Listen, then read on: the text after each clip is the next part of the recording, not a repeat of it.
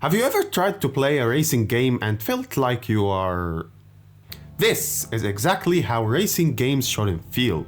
So I tried different modern racing games to find out which one makes you feel the fastest. Starting off with Forza Horizon 5. Now Forza Horizon 5 is in a bit of a difficult situation here. When you go anything below 300 kilometers per hour, like 200 kilometers per hour, the game doesn't feel speedy at all. You feel like you're barely hitting 100 kilometers per hour. But when you start accelerating more over 300 kilometers per hour, you will kinda feel sense of speed. So Forza Horizon 5 feels like going the speed limit. Moving on. The Crew Motorfest is pretty similar to Forza Horizon 5 in the third-person view. There is not enough camera shake, but the big difference here is in the cockpit view. The cockpit view in the Motorfest is way better than Forza Horizon 5. You actually feel like you're going faster in the same speed. The big difference here that in the Crew Motorfest, you actually feel like the car is shaking more in the cockpit view, like the player is acting more energetic. But in the outer view or in the third-person camera, it's pretty similar to Forza Horizon 5. So I would put the Crew Motorfest in the same tier speed limit, but slightly better than Forza Horizon 5 just because the cockpit view. Moving on.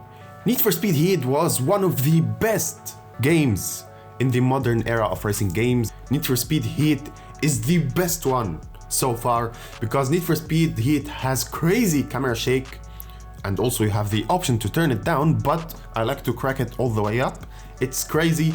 You feel the speed even when you are flying, crazy camera shake, going 300 kilometers per hour feels like going 300 kilometers per hour. And the sound effects, the wind sound is perfect. Need for Speed Heat gives you a perfect sense of speed. So Need for Speed Heat will be the first one to reach the light speed tier. So if you haven't played Need for Speed Heat and you wanna feel this sense of speed, please play Need for Speed Heat, you will enjoy it.Moving on. We have a pretty famous game here. It's not a racing game directly, but it has a big participation in the racing game category. So GTA 5 is pretty much different because a big part of the GTA 5's world or map is in the city. More buildings around you and more people and more cars. NPCs are found all the way around the map, and GTA 5, let's be honest, it's great in the term of sense of speed. GTA 5 gives you crazy sense of speed, good camera shake, good sound effects. GTA 5 also has accurate road length and road sizes. So having more buildings and slightly smaller roads makes you feel great in terms of sense of speed in GTA 5. Although cars in GTA 5 aren't that fast, but it gives you amazing sense of speed. While going fast in the city, you actually have the fear to crash because you feel like you're going fast. Also in the highways, it's not that bad, it's actually great. So GTA 5, I think it has a solid tier of sonic speed feeling, so it's great. Moving on. The next game is a sim racing game. It's Gran Turismo 7. Gran Turismo 7, while being a sim racing game trying to simulate the real world situation, but it has let me down in all the aspects. Gran Turismo 7, let's be honest, it feels like the car is barely moving. You're going 200 kilometers per hour and you feel like you're going 50. There's absolutely no camera shake, even in the cockpit view.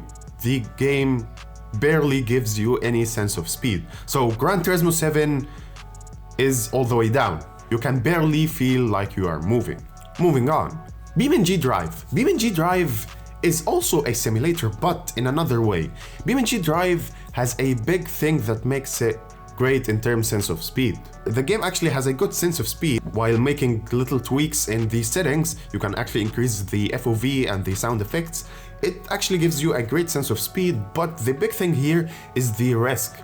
Feeling the risk of speed that you fear crashing makes you feel a good sense of speed, while being part of a simulator. Also, it has a great sense of physics because every car with different weights and different aerodynamics gives you different feelings, and it actually may differ in the feeling of fear. So BeamNG.drive deserves a solid sonic speed tier right next to Grand Theft Auto. So moving on. Assetto Corsa has built up a big audience base in the last years because of the mods and the no hazy servers. So, Assetto Corsa, with all those tweaks and mods, actually the game gives you a medium sense of speed. It's not that crazy, but it's not bad, even in the base game. The base game in the racing tracks, it's pretty similar to Forza Horizon 5. It's way better than Gran Turismo 7, even it's a simulator game. But even with the mods and the tweaks in the settings, it's actually even better. And it also has good sound effects and good wind sounds. It actually gives you a better sense of speed. So Assetto Corsa, it feels like going the speed limit, just between Forza Horizon 5 and the Crew Motorfest.